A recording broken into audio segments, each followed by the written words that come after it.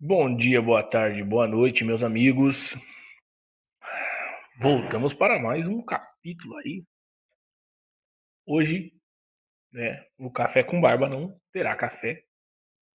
Não tô com vontade de fazer, vou tomar aqui um Guaranovski. Então, ficaria um café com guaraná? Não, guaraná com barba. Cafundia. Beleza, vamos lá. Então, vamos bater alguns papos aqui que é muito interessante. Vamos trabalhar sobre dois contextos aqui muito interessante. Na verdade, três palavras novamente. Nós vamos trabalhar com três palavras novamente, tá? Algumas palavras são conhecidas, muitas vezes são mais relacionadas aos significados, né, do que realmente as palavras em si, tá? Mas entra aí no conceito também de jargões, né? Os jargões gourmet que a gente conhece do mundo gospel. O mundo gospel. O mundo gospel é maravilhoso, cara. O que tem de BO, o que tem de problema, é incrível. Antes, deixa eu comer uma. Tem que se alimentar. Um docinho. Muito bom. Uma coca aqui pra subir tudo. Hum, muito bom. Refrescante. Vamos lá. Sobre um assunto que a gente vai conversar aqui, seria o conceito de transcendência e imanência, né? Olha que louco. Duas palavras que você olha e você fala, meu Deus, onde que eu fui me meter? É de fato, né, quando a gente vê essa questão da transcendência, né, a gente pode traduzir como o Deus do Velho Testamento e o Deus do Novo Testamento, tá? Existe aí, existe não, muitas pessoas fazem uma dicotomia, tá? Uma dicotomia, é uma palavra difícil, vamos procurar o que é dicotomia aqui, que às vezes a gente acaba falando, nem eu lembro. Dicotomia é divisão de um conceito, então não estava errado. A divisão de um conceito, de uma ideia, um elemento em duas partes distintas e mutuamente exclusivas. Então muitas pessoas tentam fazer uma dicotomia, né, uma separação do Deus do Velho Testamento, do Deus do Novo Testamento. Só que na verdade, ser sincero para você, não tem divisão, tá? Não tem divisão. O Deus do Velho Testamento é o Deus do Novo Testamento. A diferença aqui é para quem esse Deus está olhando. No Velho Testamento, Deus está olhando para o povo de Israel, especificamente para o povo de Israel. Deus está trabalhando em volta do povo de Israel, tá? E Deus está lutando pelo seu povo contra os outros povos. E Deus, em todo o Velho Testamento, você vai ver que Deus ele está trazendo o seu povo para perto. Ele está dizendo: olha, abandonem os deuses ao seu redor, os ídolos, abandonem as práticas más, voltem para o seu Deus. Né? A gente vai ver muito isso daí com o profeta Isaías, Jeremias, né? Com os outros profetas também. O quanto Deus ele quer a sua criação perto de si mesmo. Por quê? Porque ele bem sabe que ele é bom, perfeito, agradável, é santo, único, verdadeiro. E os outros deuses não têm o que dizer, não têm o que fazer. Né? São deuses e ídolos criados por mãos humanas. Mas muitas pessoas querem fazer essa divisão, tá? Porque o Deus do Velho Testamento é um, o Deus do Novo Testamento é outro. E aí a diferença é porque, como eu disse, o Deus do Velho Testamento está olhando para o povo de Israel, especificamente para o povo da promessa, né? Os filhos de Abraão. Porém, no Novo Testamento, Deus muda o jogo. Né? Deus ele reescreve as regras e diz: olha, deixarei de olhar para o meu povo, o povo de Israel, porque eles quebraram a aliança comigo. Eles decidiram que eles não querem viver comigo. Eles decidiram, pelos seus próprios conceitos e pelas suas próprias decisões, de que eles não vão manter santidade, não vão viver me adorando, buscando-me e obtendo os prazeres das minhas obras, das minhas mãos. Então eles quebram, o povo de Israel ele quebra a aliança com Deus. Já não existe mais aliança. E aí o Deus do Novo Testamento ele reescreve a história na pessoa de Jesus Cristo. É o mesmo Deus, só que ele está apontando agora não para um povo específico, mas está apontando para todo o mundo, tá? Olha para você ver como é que é. Então, antes Deus estava como se tivesse recluso para um povo. Quando o anjo vai falar com José, o que ele diz? José, não temas de se casar com Maria, porque do que dela venha do Espírito Santo, né? E ele é aquele que salvará o seu povo. Então olha para você ver que interessante, né? Que Deus ele simplesmente mudou a regra do jogo. Falou, olha, agora não mais olharei para um povo, olharei para todo o mundo, para todas as pessoas neste mundo. Tá? Então, assim, a gente pode, né? O Gemini traz uma síntese aqui para gente, que é o que eu acabei de dizer, né? O que muitas vezes as pessoas também pensam, que para você ver que o Deus irado do Velho Testamento, como assim as pessoas colocam, e o Deus amoroso do Novo Testamento são o mesmo Deus. Ele não mudou, ele não muda. Deus ele não muda, ele continua o mesmo. Né? Então, no Velho Testamento, né, a gente vê uma transcendência, que é o que a gente falou. Né? É a distância que o pecado gerou, né? Ou seja, gerou uma santidade intocável. Por quê? Porque o povo se afastou tanto de Deus a ponto de quebrar a própria aliança, né? Não querendo viver a aliança com Deus, a aliança perpétua. Só que no Novo Testamento, com Cristo, as regras do jogo mudam, o que eu acabei de dizer. Quem disse isso, que eu achei muito interessante, foi o Saião. O Saião, ele disse isso em algum corte que eu vi, que ele falou, cara, que a gente pode ver que é o seguinte, no Velho Testamento, Deus, ele age de uma forma, e no Novo Testamento, ele simplesmente muda a regra do jogo. Ele diz, o jogo é meu, eu vou mudar. Claro que não foi essas palavras que ele usou, mas eu estou usando aqui. Né? O jogo é meu. O Deus, nesse momento, ele agiu como o dono da bola que joga futebol com a galera na rua. Né? Deu a hora de ir embora, eu pego a minha bola e vou embora. Essa é a realidade. Mas mudou, né? Para a imanência, né? A imanência, né?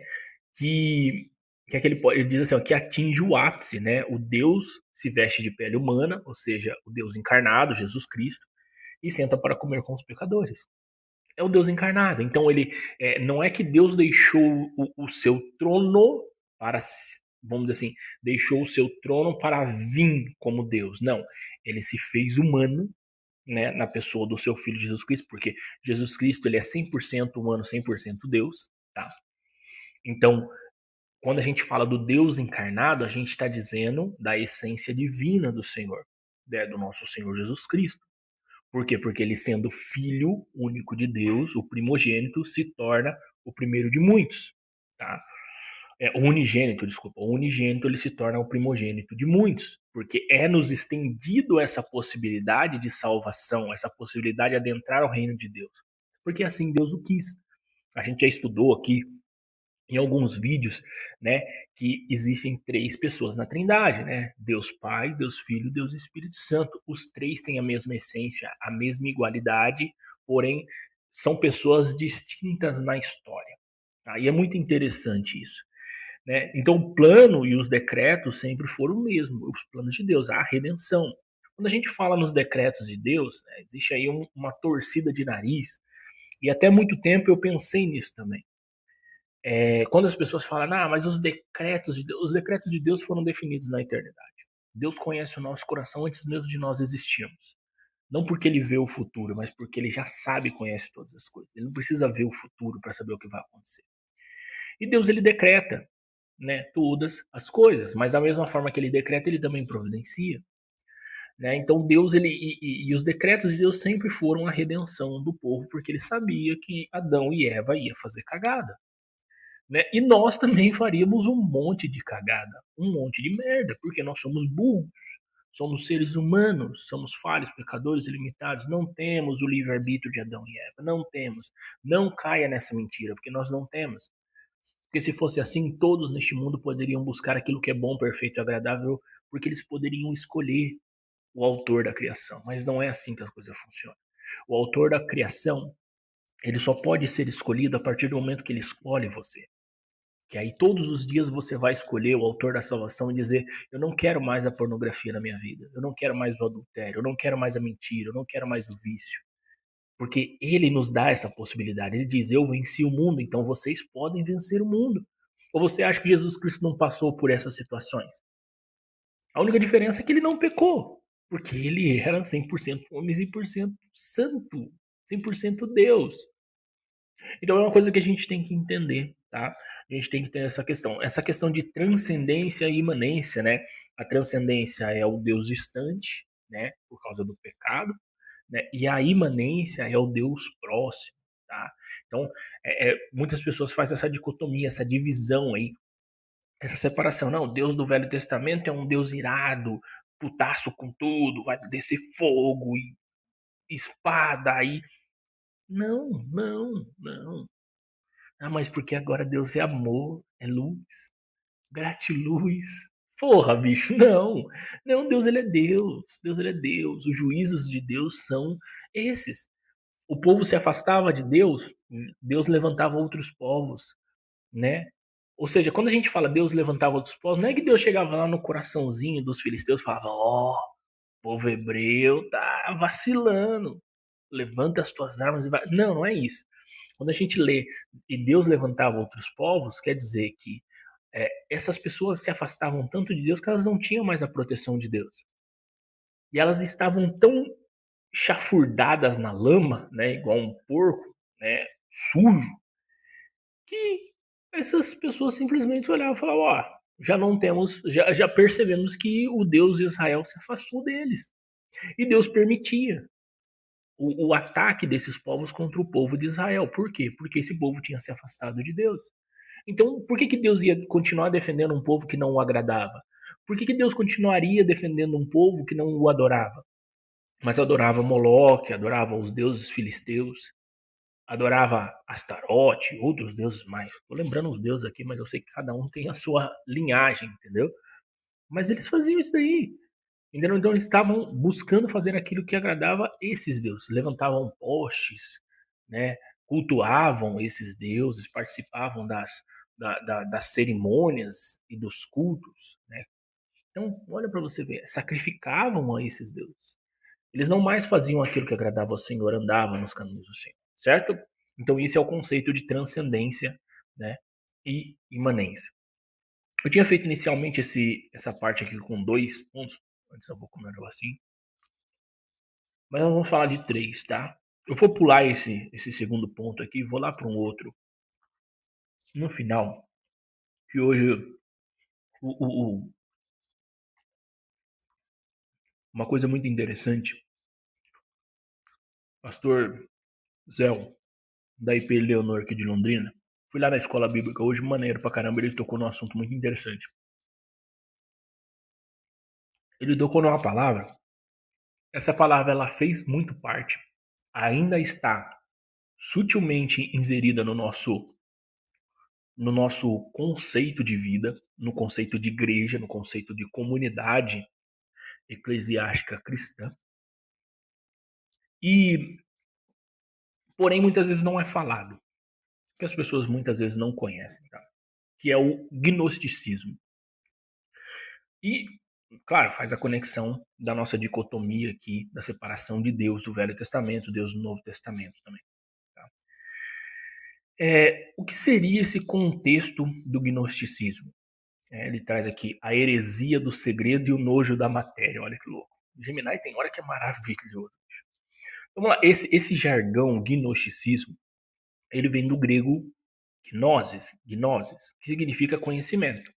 Então, o que seria o gnosticismo? Seria o conhecimento. Né? Tem ismo no final, tem logia, você já pode ver que vai vir pedrada.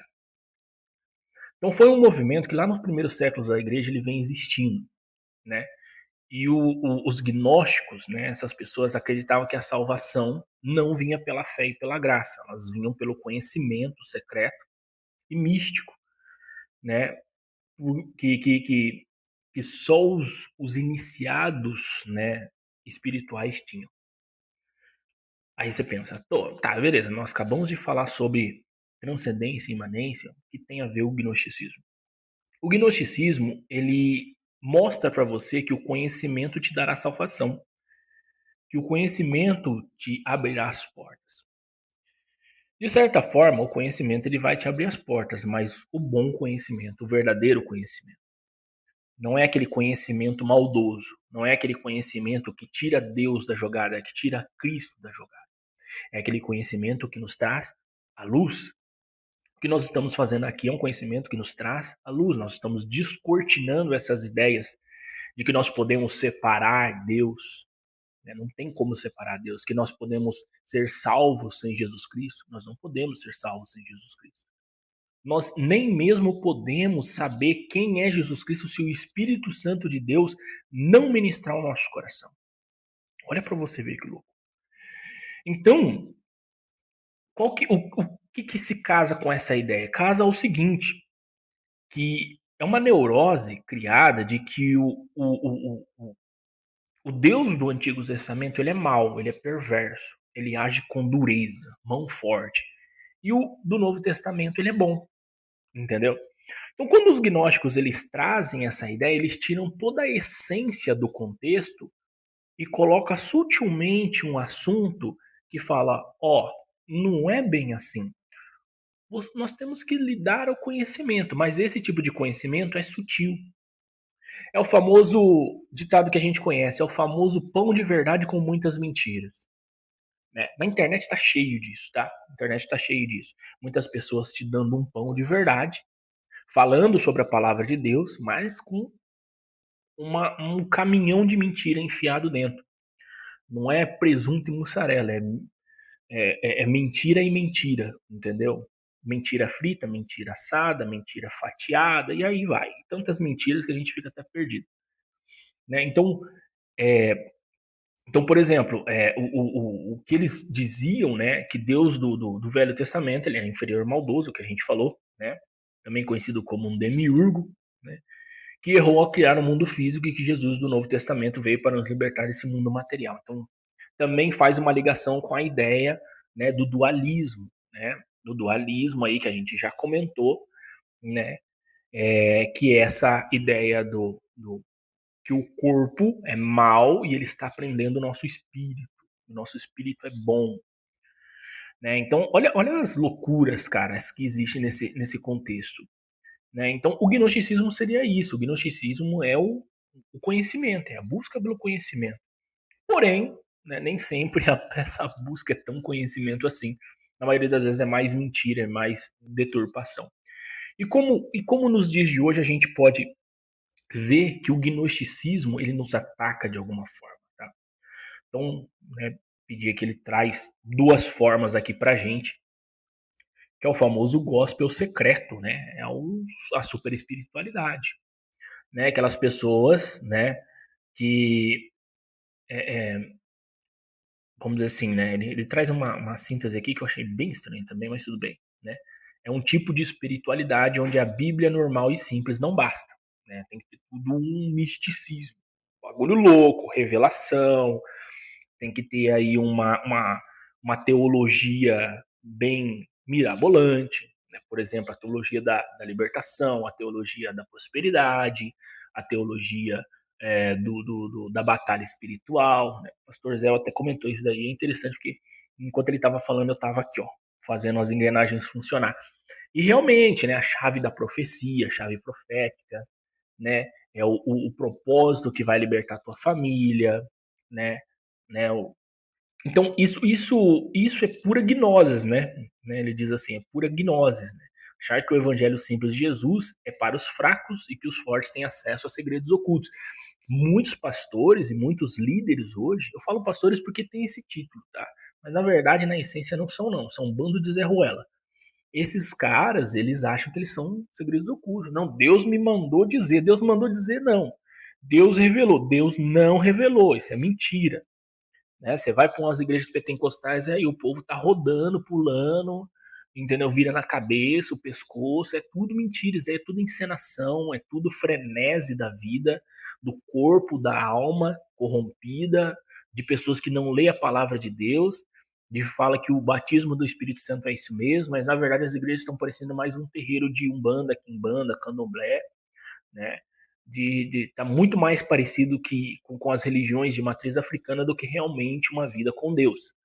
Porque a vida com Deus não é isso. A vida com Deus não é isso. A vida com Deus é de fé em fé, de momento em momento, de aprendizado em aprendizado. A vida com Deus ela é contínua, é todos os dias. Não é uma frenese de um domingo, Não é uma frenesi de uma quarta, quinta-feira ou qualquer outro dia que tenha culto na tua igreja, onde você vai, pula, bate a mão, grita o mais alto possível. Não é isso. A vida com Deus não é isso, tá? Não quer dizer que você tem que ser morno, não quer dizer que você tem que ser frio, né, dentro da igreja, né? Não é isso. Não quer dizer que você não pode levantar a mão, não quer dizer que você não pode adorar, não é isso. Mas muitas vezes as pessoas estão levando esse conceito místico muito mais além do que realmente ele é necessário existir dentro da igreja, tá?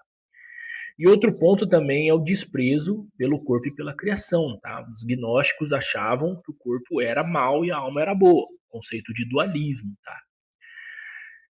Isso debandava para dois extremos que a gente vê hoje. Ou ascetismo extremo, punir o corpo, a gente falou sobre ascetismo também, né? Punir o corpo, achar que tudo é pecado, é o conceito do sagrado e do profano, lembra? No último vídeo a gente comentou sobre isso aí.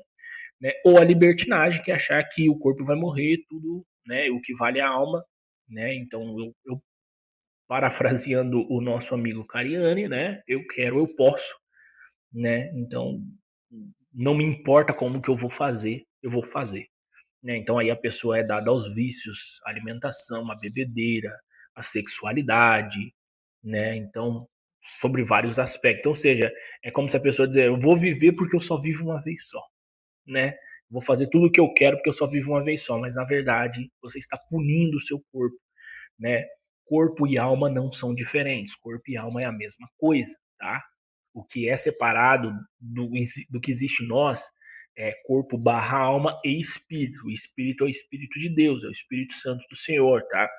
Não é que, por exemplo, eu vou ser batizado e vai vir o Espírito Santo. Não. O Espírito Santo já existe na nossa vida, é o espírito de vida de Deus. Quando nós negamos o Espírito Santo de Deus, nós negamos a vida. E quem é o autor da vida? O próprio Deus. Então nós negamos o próprio Deus, tá? Quando nós conhecemos e nós entendemos que Deus nos revelou o seu filho e nós negamos isso sobre nossas vidas, nós estamos negando a vida, nós estamos negando o autor da vida. Beleza? Então vamos lá, deu para entender aí o conceito, né, do que a gente falou, né? O conceito de transcendência e imanência é o Deus de longe, separado do pecado, o Deus punitivo, o Deus maldoso, né? E a imanência é o Deus bom, Deus maravilhoso, o Deus amor. Ou seja, quando a gente olha é o Deus dessa forma, maldoso, mão de ferro, o Deus que punia o povo, a gente deixa de olhar o quanto Deus foi bom com esse povo. Porque Deus foi bom. Deus protegeu o povo na passagem do Mar Vermelho. Deus protegeu e cuidou e alimentou o povo no deserto. Então Deus ele foi bom, tá? Não é porque Deus se afastou, porque as pessoas buscavam fazer aquilo que o desagradava, ou porque Deus puniu o seu povo de alguma forma, permitindo que outros povos se levantassem contra ele, que Deus é mau, tá? De forma alguma, Deus continua sendo bom.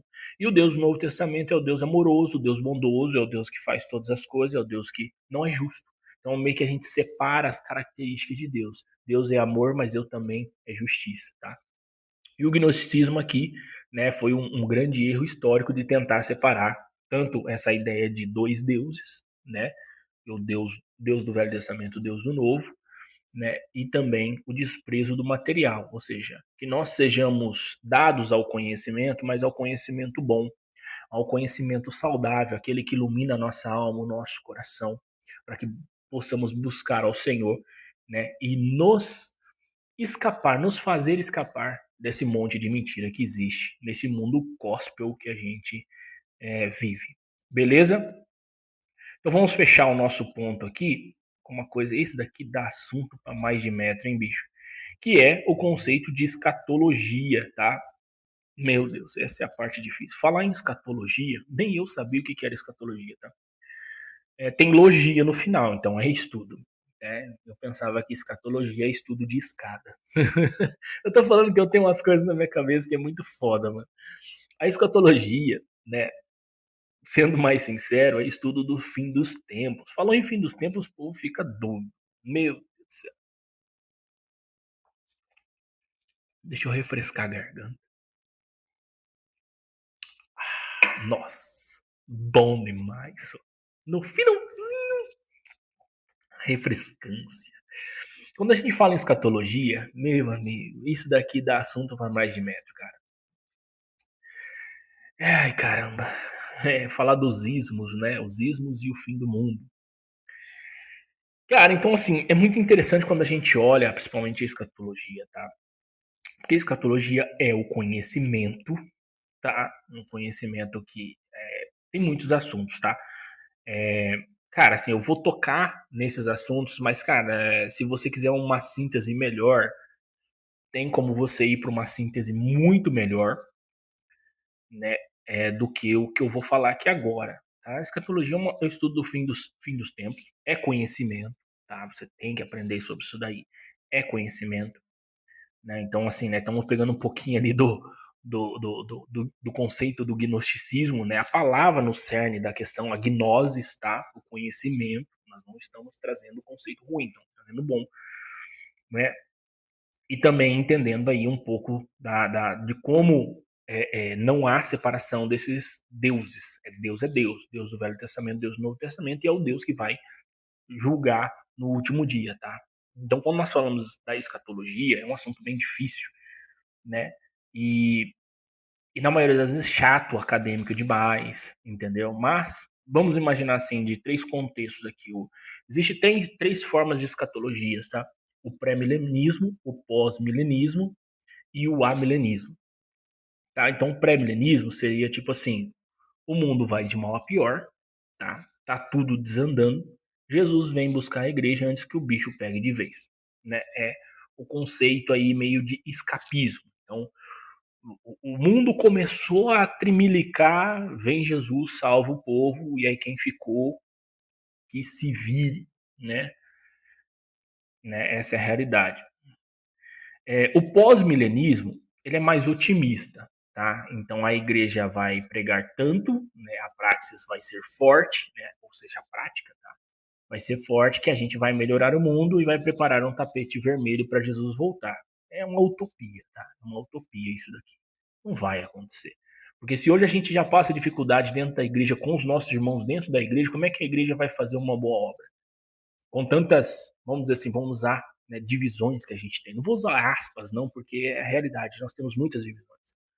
Né? Mesmo que há muitas semelhanças em muitos pontos, né, o reformado mais clássico, o que é difícil também que a gente não tenha um reformado mais clássico, tá? O que a gente tem é a reforma presbiteriana, né, do Brasil e presbiteriana independente, que vem e é ensinada dos Estados Unidos. Então, Estados Unidos não é um ideal muito factível de reforma, tá?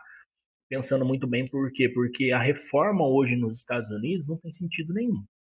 Tá, essa é a realidade. Com tanto de merda que acontece naquele país, religiosamente falando, é muito difícil você achar pastores reformados que tenham uma qualidade muito boa de ensino. Não estou falando que não tem, tá? Mas hoje o país, religiosamente dizendo, anda de mal a pior. O que mais se faz presente nos Estados Unidos é as igrejas batistas, que são igrejas geralmente pentecostais, com ensinamentos pentecostais, né? Então vai existir ali presbiterianas que tenham um conceito reformado, mas a gente tem que entender que não é o reformismo mais clássico, tá? Daquele que aconteceu, por exemplo, com João Calvino, ou posteriormente, tá? Até que chegasse nos Estados Unidos, tá? Já teve muita mudança, né? Adultério de documentos e tudo mais, tá? Então hoje o que a gente tem aqui não é a essência pura do reformismo, mas ainda assim é melhor do que não ter nada, tá?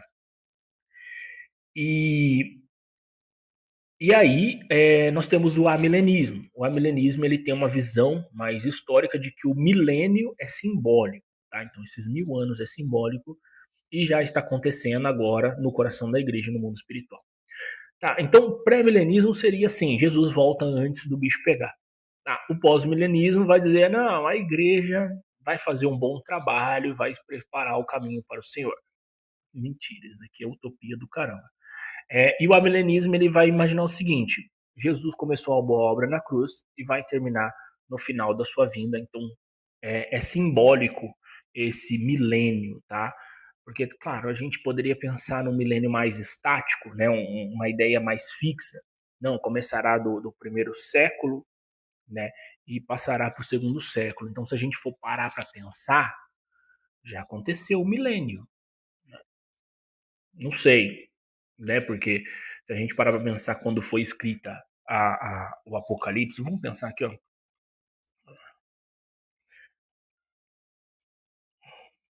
Pensando aqui ó, pensando que o Apocalipse foi escrito no final do século primeiro, tá? Então, um século, não, século tem 100 anos, né? Um milênio, né? O primeiro milênio, o segundo milênio. Então, nós estamos no segundo milênio. Ele foi escrito no primeiro século, por volta de 95 depois de Cristo. Se a gente pensar no milênio, que não tem uma data exata para iniciar, você já fica meio duvidoso. Já ia criar aqui uma heresia muito top, mano, né? De achar que o século era 1000 anos. Não, o século é 100 anos, tá? Primeiro século, segundo século e tudo mais. Aí tem décadas, né? Mas aqui nós estamos falando em milênio, tá?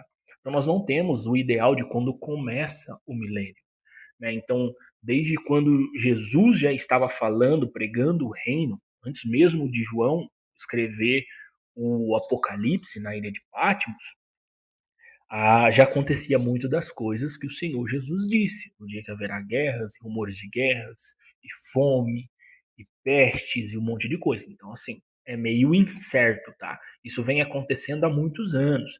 E não estou falando por exemplo, de pandemia, de peste negra, né? Isso não. Estou falando de todas as desgraceiras mesmo que têm acontecido. Então, assim, você pode pensar, não, eu quero ser pré-milenista. Deus abençoe. Ah, eu quero ser pós-milenista. Deus abençoe. Quero ser amilenista. Muito bom, Deus abençoe. Né? Cada um tem os seus pontos positivos, pontos negativos. O que a gente não pode pensar é que a gente deve interpretar o Apocalipse como, vamos assim, como certo de tudo que ele diz, né? De uma forma mais, é, é, vamos dizer assim, abstrato, né? Abstrato, vamos dizer assim. Né, trazer ele na sua essência. Então, tá dizendo que é os 7 cavaleiros, que cada um tem uma coisa, 7 cavaleiros, 7 taças e tudo mais, entendeu? Então, assim, você começa a perceber que são alegorias ou pensamentos imaginativos de um mesmo conceito, aonde vai vir o problema, vai existir o problema, mas a solução é a vinda gloriosa do Senhor Jesus Cristo. Então, assim, você pode estudar isso daí com mais paciência, tá? Tem muita coisa, tanto num quanto no outro, que é muito interessante. Eu sou do conceito amilenista, tá? Né? Aprendi com esse conceito. Eu também nunca tentei, assim, não me desce na garganta a ideia, né, de que o mundo tá ruim, o mundo tá desabando aí, Jesus vem, né? E liberta o teu povo. Tipo, a ideia de deixados para trás, entendeu? O arrebatamento, né? Não desce. Para mim não desce, desculpa. E também essa questão do pós-milenismo também, né? Também não desce, dado que a igreja hoje sofre, né? E sofre muito, né? É como o próprio Senhor vai dizer, né? É como dores de parto, né? E realmente a igreja está sofrendo muito por causa dos maus profetas, né? Dos maus pastores, dos maus líderes, né? Do mal crente. Não é só desses líderes, não. É do mal crente que não questiona a palavra de Deus que é pregada em cima do púlpito, tá? Então, assim, é meio contraditório achar que a igreja vai viver uma utopia maravilhosa, algo incrível. Não vai, não vai. Não vai, não vai, não vai, não vai, não vai.